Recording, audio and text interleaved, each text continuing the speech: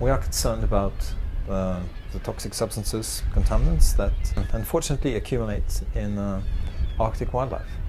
And we have done some work earlier with polar bears and belugas, and now we're looking at birds, seabirds, different species, and what we're actually doing is we try to find out whether their DNA is becoming damaged, which means it's actually small, say, nicks in their DNA thread because of toxic substances. So we go out, we take blood from these birds.